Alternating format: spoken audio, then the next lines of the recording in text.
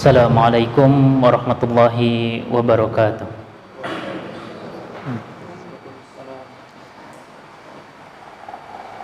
Alhamdulillah, alhamdulillahi rabbil alamin.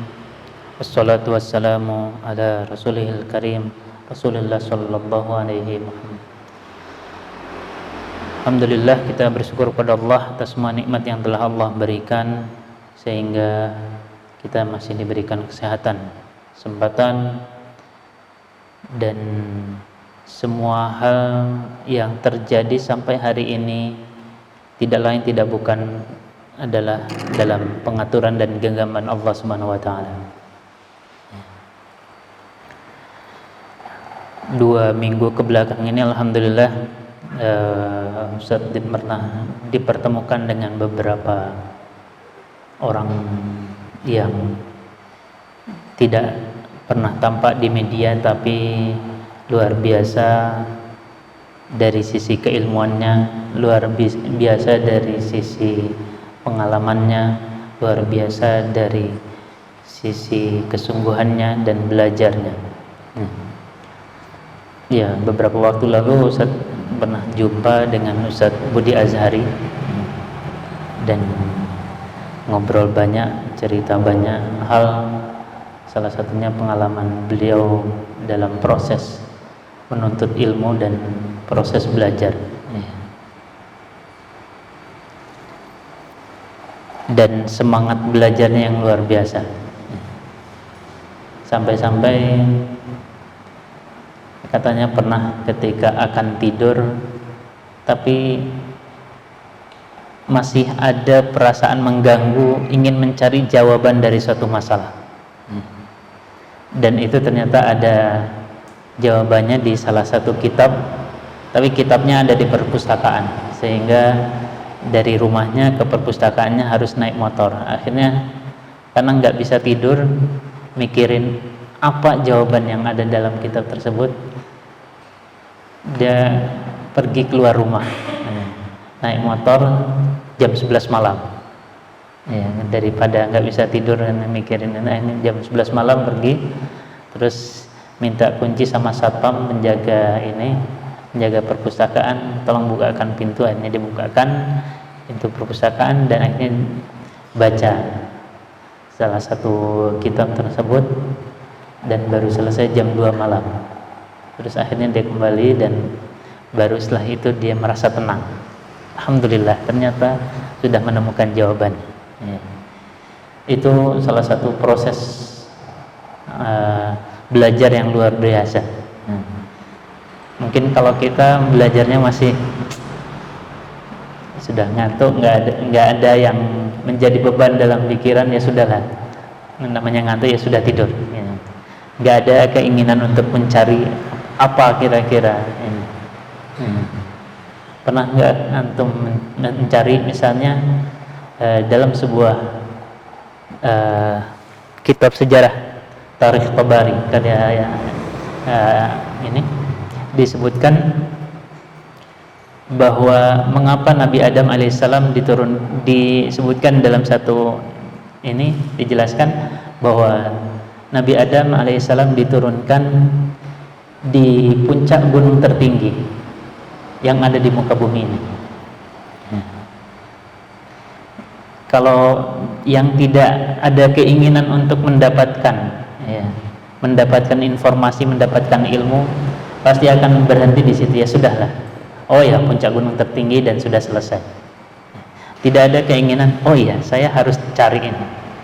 Dari informasi yang ada, ternyata puncak gunung tertinggi ada beberapa, ada 8 di dunia, ada Jayawijaya, ada ini, dan salah satunya ternyata di Himalaya di India. Oh ya. Dan itu kisah yang paling kuat menunjukkan bahwa Nabi Adam alaihissalam diturunkan di sana. Lalu terus kemudian melakukan perjalanan sampai salah satu kisah juga, ini seperti halnya madhab fikih, madhab berkisah sejarah, itu juga ada madhab pendapat.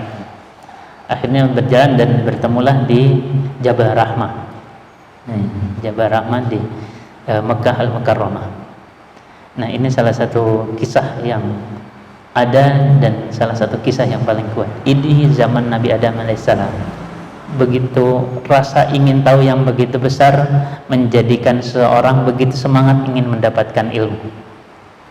Dan alhamdulillah antum semua sekarang ada di majelis atau tempat ilmu terbaik ya. Silahkan gali, silahkan cari. Kalau ada yang kurang tanyakan pada ustadz, kalau ada ustadz ada yang belum tahu tanyakan ustadz yang lain, sampai kemudian untuk mendapatkan. Dan itu melalui proses dan juga dengan adab yang baik. Lalu ustadz juga ketemu salah satu guru ustadz dulu, sekarang sudah jadi mantan rektor Universitas Muhammadiyah Yogyakarta, Dr. Khairuddin Basori. Beliau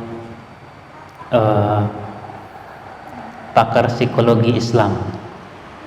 Itu salah satu kelebihannya dan salah satu pesannya yang sampai sekarang masih terngiang adalah bahwa kesempatan itu akan datang pada orang-orang yang siap. Maka bersiaplah. Ya, kesempatan itu akan datang pada orang-orang yang siap. Ini pesan penting dan sangat menukik. Antum kelak nanti bisa melanjutkan ya, jika ingin terus kemudian melanjutkan mimpinya sampai yang terbaik ya. Ingin terus kemudian belajarnya sampai tingkat tertinggi ya. Doktor misalnya di dalam ilmu Quran atau ini ilmu-ilmu keislaman, fikih, syariah dan semacamnya, muamalah, maka saat ini adalah persiapan terbaik.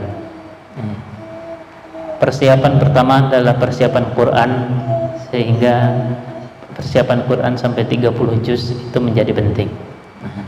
Lalu persiapan kedua adalah persiapan di bidang hadis ya. Antum bisa hafal berapa hadis, antum bisa hafal hadis arba'in, antum bisa hafal kitabul jami ya. Lalu ditambahkan hadis-hadis yang lain, itu adalah persiapan terbaik. Antum bisa hafal jurumiyah, kelak nanti manfaatnya 5 tahun, 10 tahun lagi itu akan terasa. Antum bisa hafal kitab Safinatun Najah, kelak itu akan sangat bermanfaat nanti ke depannya.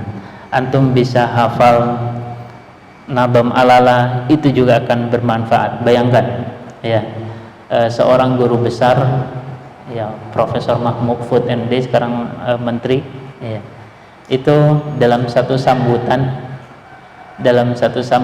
ketika itu promosi Dr.